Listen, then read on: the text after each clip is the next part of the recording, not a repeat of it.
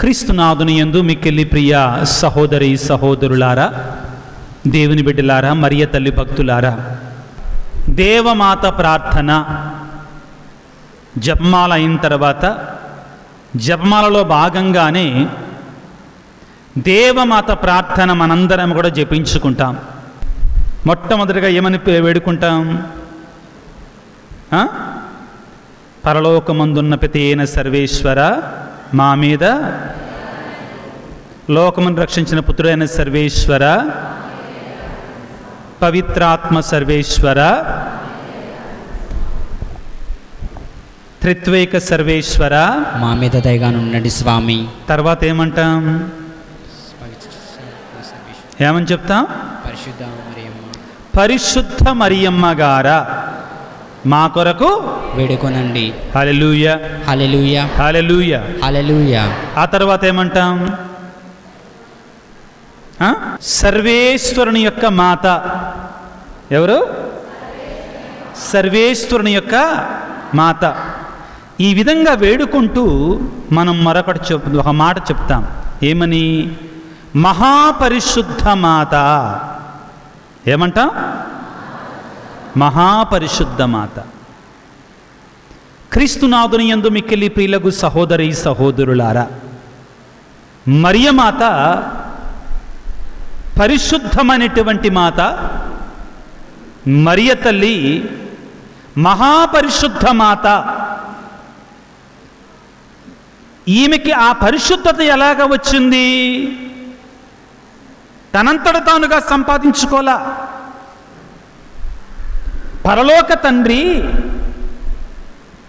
తండ్రి ఆ మరియ తల్లికి ఆ పరిశుద్ధతని ప్రసాదించాడు. దేవునికి జన్మనిచ్చినటువంటి మరియ తల్లి మహాపరిశుద్ధురాలు. దీన్ని మనందరం అంగీకరించాలి. క్రైస్తవులంగా మరియ తల్లి నుండి మనందరం నేర్చుకోవాల్సినటువంటి మొట్టమొదటి సుగుణం ఏమిటి అంటే పరిశుద్ధత. ఏం నేర్చుకోవాలి? పరిశుద్ధత. మరియమాత పరిశుద్ధురాలని బైబిల్ గ్రంథంలో మనం ఎక్కడైనా చదువుకుంటామా? మరియ తల్లి గురించి మనం ఏది మాట్లాడినా కానీ బైబిల్ ఆధారంగా మాట్లాడాలి. అర్థమైందండి? బైబిల్ ఆధారంగా మాట్లాడాలి మనం. మరి బైబిల్ గ్రంథంలో మరియ తల్లి మహాపరిశుద్ధురాలని, పరిశుద్ధురాలని ఎక్కడైనా మనం చూస్తామా? అర్థం చేసుకోగలమా అంటే మనం మూలాలలోనికి వెళ్ళాలి ప్రియులారా. ఏమిటి అంటే దేవుడు మహాపరిశుద్ధుడు. దేవుడు ఎటువంటి వాడండి? మహాపరిశుద్ధుడు. ఆయనని బైబిల్ గ్రంథంలో ప్రియులారా ఏమని కొనియాడారు అంటే పరిశుద్ధులు పరిశుద్ధులు పరిశుద్ధులు అని దూతల చేత స్తుతించబడేటువంటి వాడు ఆయన. వాక్యాన్ని చదువుకుందాం. నిర్గమకాండము 3వ అధ్యాయం. నిర్గమకాండము 3వ అధ్యాయంలో మోషే తన మామ అయినటువంటి ఇత్రో యొక్క గొర్రెల కాస్తా ఉన్నాడు. అతను ఒక చోటకి రాగానే ఒక పొద మండుతా ఉందండి. పొద కానీ తగలబడిపోవటల్లా, కాలిపోవటల్లా, బూడిదైపోవటల్లా. పొద మండినప్పుడు ఏమైపోవాలి? పొద బూడిదగా మారిపోవాలి.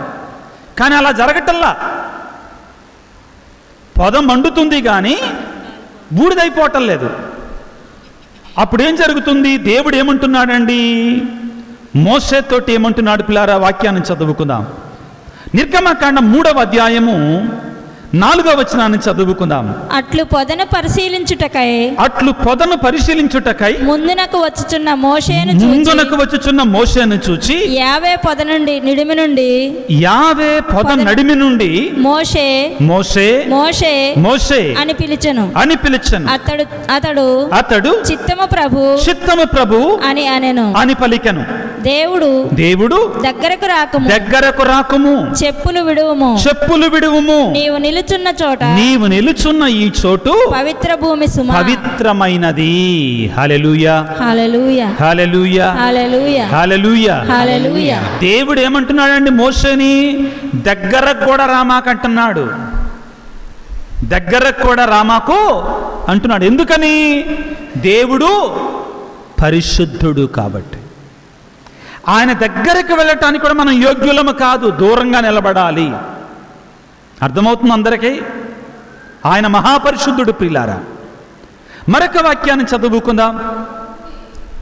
యెషయా గ్రంథము, త్వరగా వాక్యాన్ని తీసుకోండి. యెషయా గ్రంథము. యెషయా ప్రవక్త దైవ దర్శనాన్ని పొందుకుంటున్నాడు. యెషయా గ్రంథము 6వ అధ్యాయం 1వ వచనం నుంచి చదువుకుందాం. ఉజ్జియా రాజు గతించిన ఏడు నేను ప్రభువు ఉన్నతమైన సింహాసనంపై ఆసీనుడై ఉండుట చూచితిని. అతని అంగీ అంచులు దేవాలయమును నింపెను. అతని పైభాగము జ్వలించుచున్న దేవదూతలు నిలిచి ఉండిరి. వారిలో ఒక్కొక్కరికి 6 రెక్కలు ఉండెను. వారు 2 రెక్కలతో తమ ముఖమును రెండింటితో కాళ్లను కప్పుకొని రెండింటితో ఎగురుచుండెను. ఆ దేవదూతలు ఒకరితో ఒకరు, సర్వశక్తిమంతుడైన ప్రభువు పవిత్రుడు పవిత్రుడు పవిత్రుడు, లోకమంతయు అతని మహిమతో నిండి ఉన్నది అని ఎలుగెత్తి పలుకుచున్నది. ఆ శబ్దమునకు దేవాలయపు పునాదులు కంపించెను, దేవళము పొగతో నిండెను. నేను చెడితిని కదా, నా నోటి నుండి వెలువడివన్నీయు పాపపు మాటలే. పాపపు మాటలు పలుకు ప్రజల నడుమన నేను వసించుచున్నాను. సర్వశక్తిమంతుడైన రాజును నేను కనులారా చూచితిని కదా అనుకుంటేని. భయపడిపోతున్నాడండి. ఎవరు? మోషే ప్రవక్త భయపడిపోతున్నాడు. దేవుణ్ణి దర్శనములో చూచినందుకు గాను భయపడిపోతున్నాడు ప్రియులారా. ఎందుకంటే దేవుడు మహాపరిశుద్ధుడు కాబట్టి, దేవదూతల చేత స్తుతి అని స్తుతించబడేటువంటి వాడు కాబట్టి. తరువాత మరొక వాక్యాన్ని చదువుకుందాం పిల్లరా. నిర్గమకాండము 19వ అధ్యాయము. జాగ్రత్తగా వాక్యాన్ని ఆలకించండి. ఒక అంశాన్ని ధ్యానించుకోవటానికి ప్రయత్నం చేద్దాం. దీనిని వాక్య ధ్యానానికి పునాదిగా ఈ వాక్యాలను అర్థం చేసుకోవడానికి ప్రయత్నం చేయండి. ఇశ్రాయేలు ప్రజలు ఐగుప్తు దేశపు బానిసత్వం నుండి ప్రయాణమై వస్తున్నారు. ఏం చేస్తున్నారు? ప్రయాణమై వస్తున్నారు. ప్రయాణమై వస్తూ వారు సీనాయి కొండ దగ్గరకు వచ్చారు. ఎక్కడికి వచ్చారండి? సీనాయి కొండ దగ్గరకు వచ్చాడు. సీనాయి కొండ దగ్గర దేవుడు వాళ్ళకి దర్శనమిచ్చాడు. వాళ్ళతో మాట్లాడాడు. సీనాయి కొండ దగ్గర మోషే ఆ సీనాయి కొండ మీదకి వెళ్ళి ఎన్ని రోజులు ఉన్నాడు? పైన 40 రోజులు ఉన్నాడు. ఆ సీనాయి కొండ దగ్గరే దేవుడు ఇశ్రాయేలు ప్రజలకి 10 ఆజ్ఞలు ఇచ్చాడండి. ఏమిచ్చాడు? 10 ఆజ్ఞలు ఇచ్చాడు. ఏం జరుగుతుంది అక్కడ? ఒకసారి వాక్యాన్ని చదువుకుందాం. నిర్గమకాండం 19వ అధ్యాయము 10వ వచనాన్ని చదువుకుందాం. యావే మోషేతో, నీవు ఇశ్రాయేలీయుల కడకు వెళ్ళి నేడును రేపును వారిని శుద్ధి చేయము. వారు వారి గుడ్డలను వారి బట్టలను ఉతుకుకొనవలెను. మూడవ నాటికి అందరూ సిద్ధముగా ఉండవలెను. మూడవ నాడు ఎల్లరూ చూచుచుండగా యావే సీనాయి కొండ మీదకి దిగి వచ్చును. హల్లెలూయా హల్లెలూయా హల్లెలూయా హల్లెలూయా హల్లెలూయా. దేవుడి సన్నిధికి వచ్చేటప్పుడు మనం ఎలాగ రావాలండి? మురికోళ్ళలాగా రావాలి కదా. ఎలాగ రావాలి చెప్పండి? శుభ్రంగా రావాలి, అవునా కదా? అలాగనేసి ధగధగలాడేటువంటి బాగా మెరిసేటువంటి ఈ వేసుకురామాకండి దయచేసి. మీకు ఇష్టమున్నా లేపైనా చెప్తున్నా. కానీ శుభ్రమైనటువంటి బట్టలతో రండి, శుభ్రంగా నీట్గా రండి దయచేసి దేవుడి దగ్గరికి. ఎందుకు ఈ మాట చెప్తున్నానంటే, కొంతమంది ఈ రోజుల్లో మంచి కోసమే చెప్తున్నానండి, చెడు కోసం కాదు. ఇంట్లో ప్రైవేట్గా వేసుకునే బట్టల్లో కూడా వస్తున్నారండి కొన్ని చోట్ల. ఇది దేవుని సన్నిధి. ఏం సన్నిధి అండి? ఒకసారి నేను ఒక చోట పని చేస్తూ ఉంటే ఆ దేవాలయాన్ని శుభ్రం చేయటానికి కొంతమంది వచ్చారు. దేవాలయాన్ని శుభ్రం చేయడానికి కొంతమంది వచ్చారు, స్త్రీలు. వాళ్ళల్లో ఒక ఆమె ఏం వేసుకొని వచ్చింది చెప్పండి? నైటీ వేసుకొని వచ్చింది. ఉన్న మాట చెప్తున్నాను. 4 చివాట్లు పెట్టి ఇంటికి నడు. దేవాలయాన్ని శుభ్రం చేయటానికి వచ్చినా కానీ అటువంటి బట్టలు, అటువంటి వస్త్రాలు దేవుని సన్నిధిలో అంగీకార యోగ్యం కాదు. కారణం ఏంటంటే, ఇక్కడ ఎవరుంటున్నారు? దేవుడు నివాసం ఉంటున్నాడు, పరిశుద్ధుడు నివాసం ఉంటున్నాడు. ఇశ్రాయేలు ప్రజలు సీనాయి కొండ దగ్గరికి వస్తే, జాగ్రత్తగా ఆలకించండి పిల్లారా, ఇశ్రాయేలు ప్రజలు సీనాయి కొండ దగ్గరికి వస్తే వాళ్ళతో మాట్లాడటానికి దేవుడు సిద్ధపడ్డప్పుడు ఏమన్నాడంటే, ఈ ప్రజలు వారి వస్త్రాలని ఉతుక్కోవాలి. Hallelujah, praise the lord, praise the lord, praise the lord, praise the lord, praise the lord. సింపిరి బట్టలతో, మురికి బట్టలతో రామాకండి. అర్థమైందా? ఏం చేస్తాడండి వీడు? సినిమాకి వెళ్ళాలంటే మాత్రం కొత్త బట్టలు వేసుకుంటాడు, అవునా కాదా? ఊరు వెళ్ళాలంటే మాత్రం తీస్తాడు, లోపల నుంచి తీస్తాడు, అంతా కొత్త కొత్త పట్టు అని బయటకు వస్తాయి. దేవుడి దగ్గరకు వచ్చేటప్పుడు మాత్రం శుభ్రంగా. అలాగని వెళ్ళి 1000 రూపాయలు షాపుల్లో తీసుకొని కొనుక్కోమంటలేదండి. మనకు ఉన్నాటిల్లోనే శుభ్రంగా ఉతుక్కున్న బట్టలతో రావాలి. అర్థమైందా అందరికీ? రెండవది అతి ముఖ్యమైనది ఇప్పుడు చెప్పబోతున్నానండి. ఏంటంటే, ఈ పై వస్త్రాలు శుభ్రంగా ఉండాలి, మంచిదే. దానికంటే ముఖ్యంగా లోపల హృదయం శుద్ధంగా ఉండాలి. హల్లెలూయా, హల్లెలూయా, హల్లెలూయా. పై వస్త్రాలు ఎంత శుభ్రంగా ఉన్నా కానీ, ఫాగ్ సెంటులు కొట్టుకున్నా కానీ, డెన్వర్ సెంట్లు కొట్టుకున్నా కానీ, హృదయం కంపుగా ఉందనుకో ప్రయోజనం ఏమనుందండి? లేదు. కాబట్టి పరిశుద్ధుడైన దేవుని దగ్గరికి నీవు కూడా పరిశుద్ధమైన హృదయంతో మాత్రమే రావాలి. అప్పుడే దేవుడు నిన్ను అంగీకరిస్తాడు. Hallelujah, praise the lord, praise the lord, praise the lord. హెబ్రీ పత్రిక 12వ అధ్యాయం 14వ వచనాన్ని చదువుకుందాం పిల్లారా. హెబ్రీలకు రాయబడినట్టు లేఖ 12వ అధ్యాయము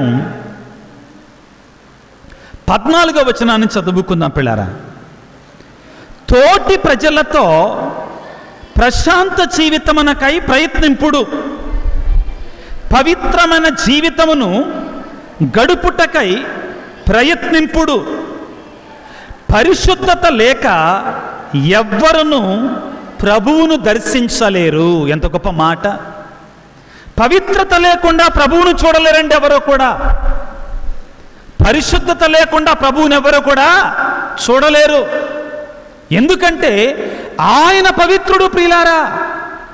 కాబట్టి మనము కూడా ఆయన దగ్గరికి వచ్చినప్పుడు పవిత్రంగా ఉండాలి. ఏం జరుగుతుందండి? మోషే మండుచున్న పొదలో ఉన్న దేవుని దగ్గరికి వస్తుంటేనే నా దగ్గరికి రామాకు ఇది పవిత్రమైన స్థలము అని చెప్పాడు. అవునా కాదా? ఇశ్రాయేలు ప్రజలు సీనాయి కొండ దగ్గరికి వస్తుంటేనే ఇది పవిత్రమైన స్థలము, కాబట్టి మిమ్మల్ని మీరు శుద్ధి గావించుకొనండి అని పలికాడు. ఇప్పుడు ప్రియులారా, అందరూ కూడా ధ్యానించడానికి ప్రయత్నం చేయండి.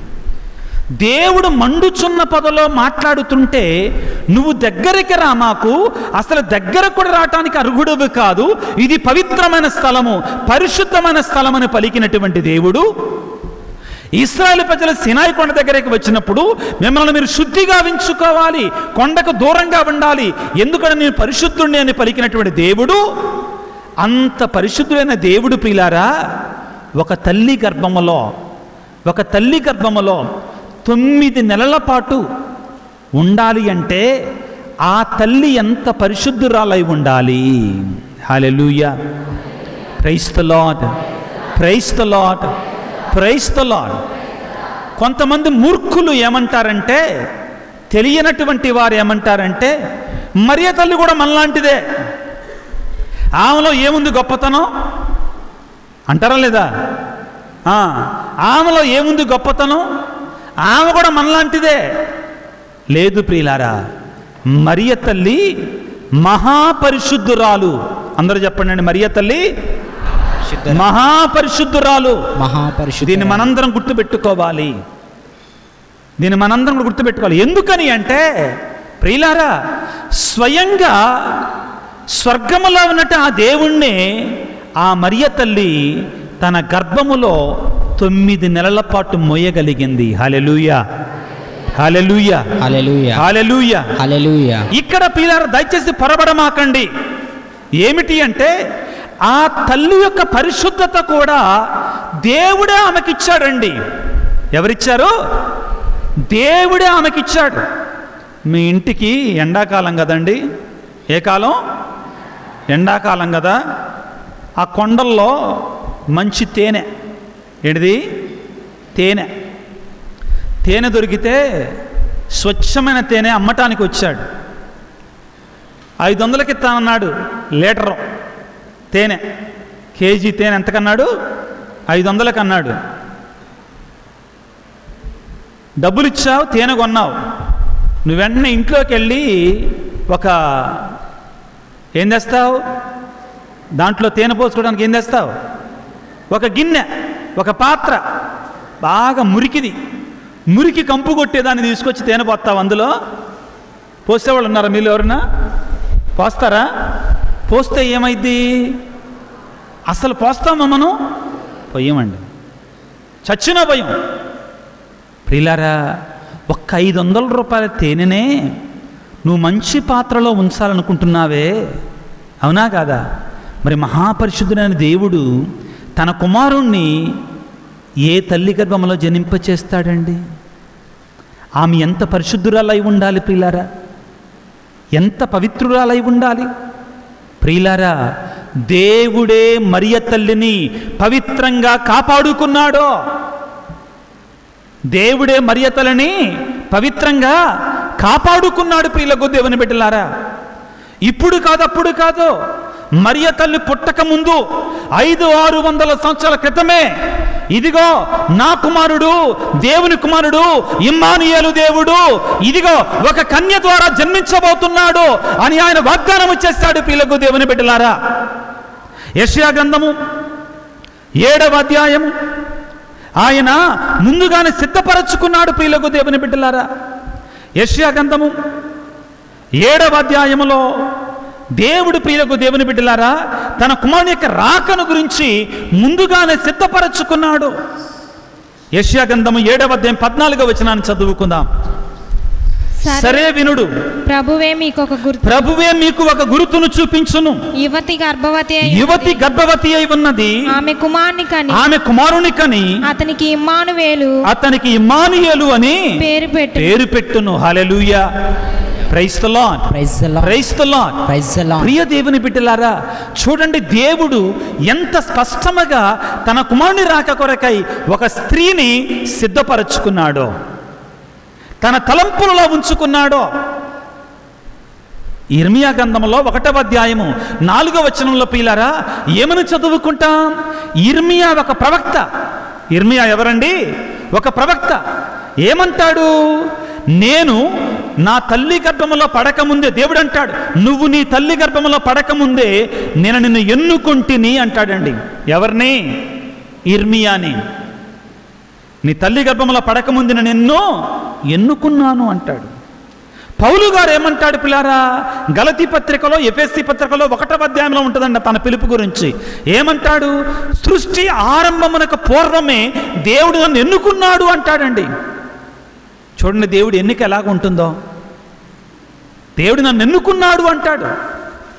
ప్రియులారా, అటువంటిది మరి మరియ తల్లిని, తన కుమారునికి తల్లి కాబోయేటువంటి ఆ స్త్రీని దేవుడు ఇంకా ఎంత ముందుగా ఎన్నుకొని ఉండాలి, ఎంత పరిశుద్ధురాలిగా ఆ తల్లిని ఏర్పాటు చేసుకొని ఉండాలి. ఆత్మ పరిశీలన చేసుకోవాలి మనందరము కూడా. ఆదికాండము 3వ అధ్యాయంలో వేదశాస్త్ర పండితులు ఏమంటారంటే పిల్లారా, దేవుడు మరియ తల్లిని సృష్టి ఆరంభానికి ముందే ఎన్నుకున్నాడు అంటారు పిల్లారా. ఆదికాండం 3వ అధ్యాయం 15వ వచనంలో ఈ విధంగా రాయబడి ఉంటుంది. నీకును స్త్రీకిని, నీ సంతతికిని స్త్రీ సంతతికిని తీరని వైరము కలుగును.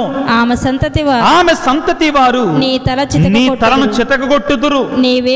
నీవేమో వారి మడమలను కరుతువు అని పలుకుతాడు.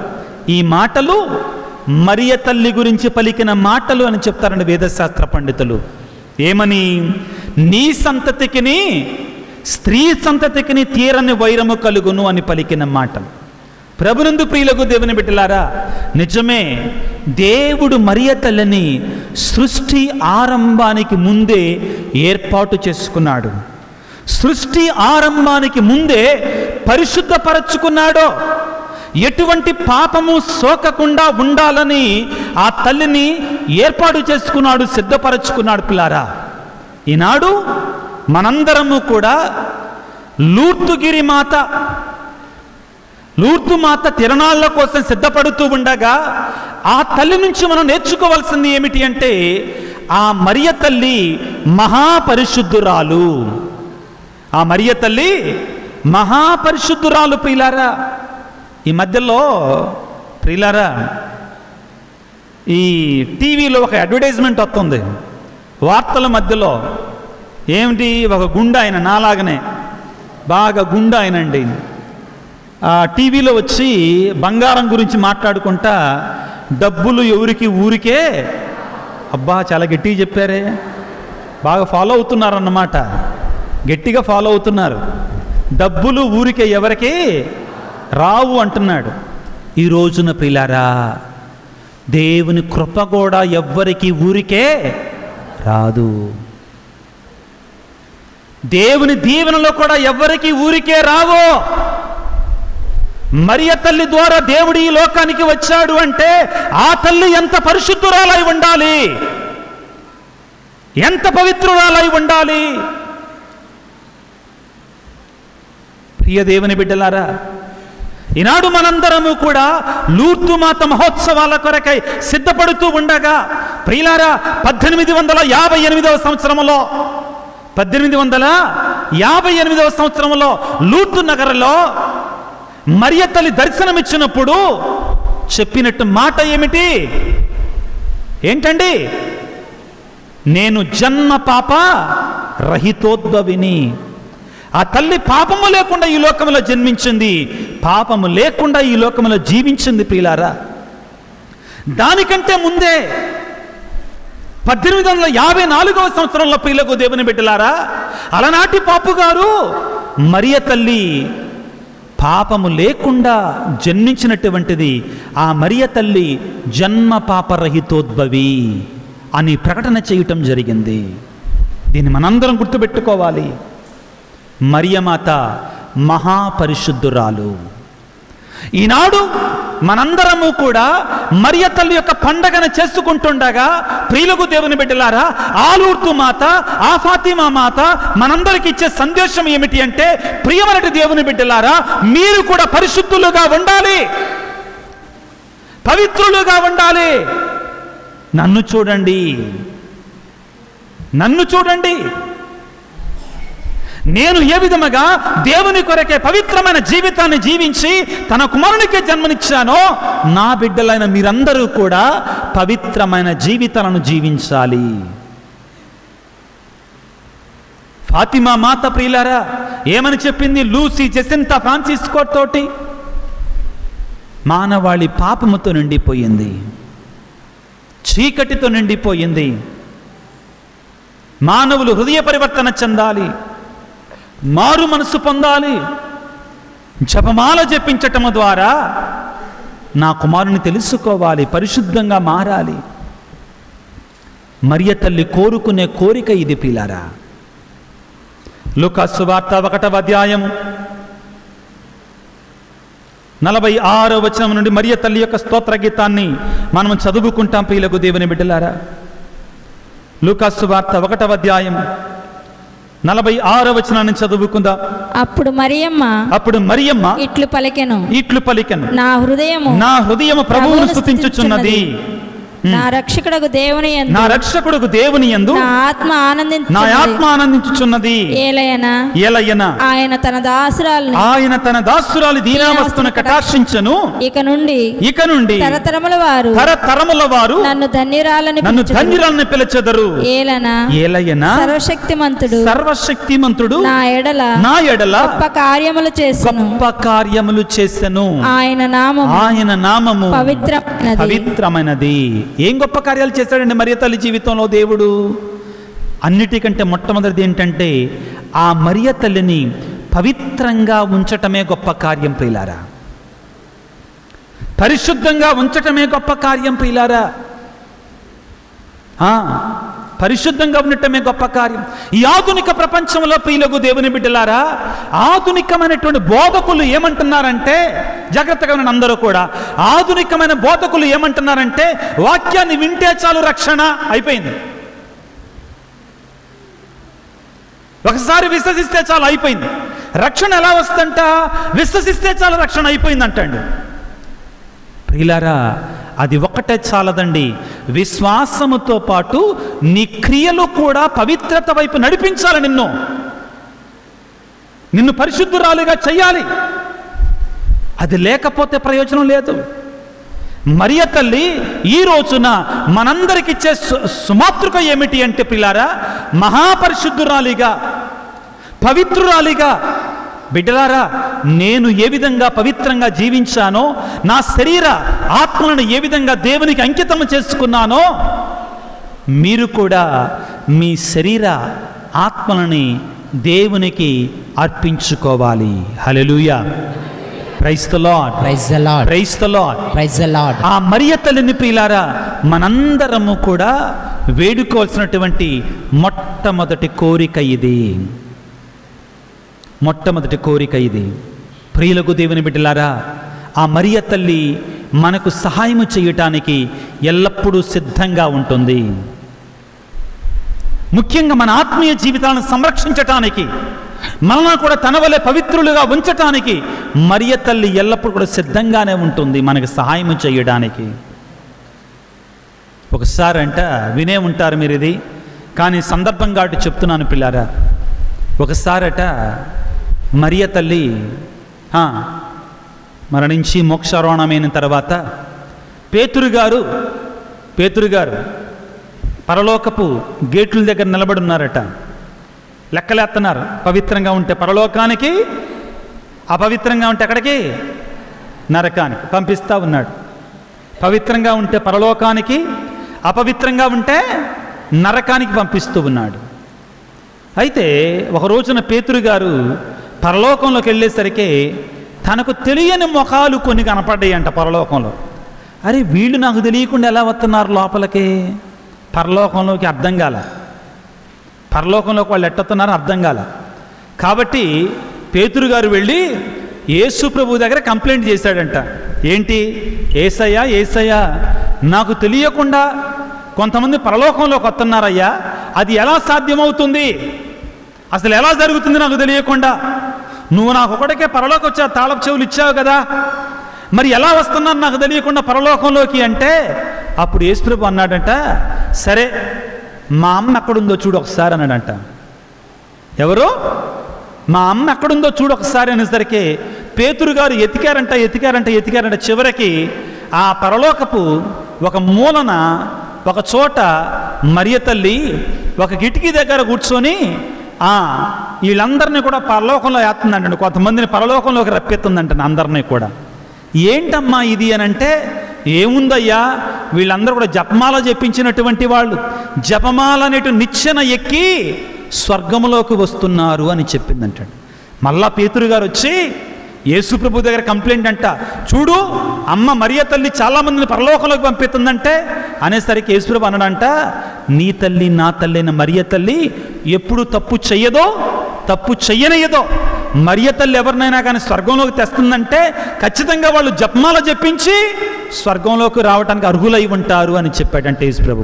హల్లెలూయా, hallelujah, hallelujah. Praise the lord, praise the lord, praise the lord, praise the lord. Hallelujah, hallelujah, hallelujah, hallelujah. క్రీస్తునాథుని యందు మిక్కిలి ప్రియులకు సహోదరి సహోదరులారా, ఈ మే నెలలో మన విచారణలో ఈ మరియ తల్లి యొక్క పుణ్యక్షేత్ర తిరణాళ్ళు జరిపించుకోవటం ఎంతో గొప్ప దీవెనకరం, ఆశీర్వాదకరం. అయితే మనందరం గుర్తుపెట్టుకుందాం ప్రియులకు దేవుని బిడ్డలారా, మే నెల ఈ 3 రోజులు మాత్రమే కాదు, మే నెల అంతా కూడా మరియ తల్లికి అంకితం చేయబడినటువంటి నెల. మరియ తల్లి మన కొరకే ప్రార్థన చేసి మధ్యవర్తిగా తన శక్తివంతమైన మధ్యవర్తిత్వంతో మనందరినీ కూడా ముందుకు నడిపిస్తుంది, మనకు సహాయం చేస్తుంది. కానీ ప్రియులకు దేవుని బిడ్డలారా, ఆ తల్లి యొక్క సహాయం మనం పొందుకోవాలి అంటే, ఆ తల్లి యొక్క మధ్యవర్తిత్వం ద్వారా ఆశీర్వాదాలు మనం పొందుకోవాలి అంటే, ఆ తల్లి చూపించిన బాటలో మనం నడవాలి. ఆ తల్లి నేర్పించినటువంటి పాఠాన్ని మనం నేర్చుకోవాలి. ఆ తల్లి మనకు నేర్పించిన సుమాత్రకుని మనందరము కూడా అనుసరించాలి ప్రియులకు దేవుని బిడ్డలారా. ఏమిటి ఆ మరియ తల్లి మనకు చెప్పేటువంటి చూపించే బాట? యోహాను సువార్త 2వ అధ్యాయము, యోహాను సువార్త 2వ అధ్యాయము 5వ వచనాన్ని చదువుకొని ముగించుకోవటానికి ప్రయత్నం చేద్దాం. యోహాను సువార్త 2వ అధ్యాయం 5వ వచనము. ఆ తల్లి సేవకులతో ఆయన చెప్పినట్లు మీరు ఆయన చెప్పినట్లు చేయుడు అనెను. ప్రియులారా, ఈ రోజున మరియ తల్లి మనందరితోటి కూడా మన పండుగను చేసుకోవడానికి సిద్ధపడుతుండగా, ఈ యొక్క లూర్దు మాత తిరునాళ్ళు చేసుకోవడానికి సిద్ధపడుతుండగా మనందరితో చెప్పే మాట ఏమిటి అంటే, మీరు ఆయన చెప్పినట్లు చెయ్యండి. మీరు ఆయన చెప్పినట్లు చేస్తే మరియ తల్లి ప్రియులారా, మన కుటుంబాల్లో కూడా కానాపల్లి పెళ్లిలో కొరతను తీర్చినట్లుగా మన కుటుంబాల్లో కొరతను తీరుస్తుంది. కానాపల్లి పెళ్లిలో సమృద్ధిని ప్రసాదించినట్లుగా మనకు కూడా సమృద్ధిని ప్రసాదిస్తుంది. ఆ మరియ తల్లిని వేడుకుందాం ప్రియులకు దేవుని బిడ్డలారా. అమ్మా తల్లి మరియమాత, నువ్వు ఏ విధముగా దేవుని యొక్క చిత్తానికి లోబడి జీవించావో, దేవుని యొక్క వాక్యానికి లోబడి జీవించావో, దేవుని యొక్క మాట కట్టుబడి ఉన్నావో, అదేవిధంగా నీ బిడ్డలమైన మేము కూడా యేసు ప్రభు యొక్క వాక్యానుసారముగా జీవించే కృపను మాకు దయచేయి తల్లి. అదేవిధముగా ఆ కానాపల్లి పెళ్లిలో ఏ విధంగా అక్కడున్న కొరతను తీర్చావో, వారికి ఏ విధంగా సమృద్ధిగా ప్రసాదించావో, అదేవిధంగా మా కుటుంబాలలో, మా జీవితాలలో కష్టాలు, బాధలు, శ్రమలు, అనారోగ్యాలు, అస్వస్థతలు వచ్చినప్పుడు తల్లి ఇదిగో మా కోసం ప్రార్థన చెయ్యమ్మా. కానాపల్లి పెళ్లిలో సహాయం చేసినట్లుగా మా కుటుంబంలో కూడా నువ్వు సహాయం చేయి తల్లి, మా కోసం వేడుకో తల్లి అని ఆ పరిశుద్ధ మరియమాతని తలలు వంచి చిన్న ప్రార్థన చేస్తూ ఆ యొక్క మధ్యస్థ ప్రార్థన ద్వారా ఆ దేవాది దేవుని వేడుకుందాం పిల్లారా. సర్వశక్తిమంతుడా, సర్వోన్నతుడా, ప్రేమమయుడా, ఇదిగో ఈనాటి నుండి లూర్దు గిరిమాత తిరునాళ్ళు చేసుకోవటానికి, మహోత్సవాలు జరిపించుకోవడానికి సిద్ధపడుతుండగా ప్రేమామయుడమైన తండ్రి, ఈ మొదటి రోజును మీరు దీవించినందుకు మీకు స్తోత్రాలు, వందనాలు. మేమందరము కూడా మరియమాత వలె పవిత్రంగా ఉండడానికి, మరియమాత చూపించినట్టు బాటలో మార్గం నడవడానికి, ఆ మరియ తల్లి వలె నీ వాక్యానికి లోబడి జీవించటానికి కావాల్సిన శక్తిని మాకు దయచేయండి. అమ్మా తల్లి మరియమాత, జరగబోయేటువంటి నీ పుణ్యక్షేత్ర మహోత్సవాలను మీరు దీవించమ్మా. ఇక్కడికి వచ్చే ప్రతి బిడ్డ కొరకే ప్రార్థన చేయి తల్లి. ఇక్కడికి వచ్చే ప్రతి భక్తుడు కూడా నీ మధ్యస్థ ప్రార్థన ద్వారా దీవెనలు, ఆశీర్వాదాలు పొందుకొని, వారిలో ఉన్న అనారోగ్యాలను తీసివేసుకొని, కష్టాలు, బాధలను తొలగించుకొని, నీ ప్రార్థనా సహాయాన్ని పొందుకొని తిరిగి సంతోషంగా వెళ్ళేటువంటి దీవెనలు ప్రసాదించు తల్లి. అమ్మా, నువ్వు మా కోసం ప్రార్థించే గొప్ప తల్లివి, నిత్య సహాయమాతవు తల్లి. నీవు మా అందరి కోసం ప్రార్థన చేయమని, నీ కుమారుని సన్నిధిలో వేడుకోమని, మా కష్టాలు, మా బాధలు, మా కన్నీరు, మా శ్రమలలో మీరు మాకు తోడుగా ఉండమని మా నాథుడైన క్రీస్తు ద్వారా వేడుకొనుచున్నాము తండ్రి.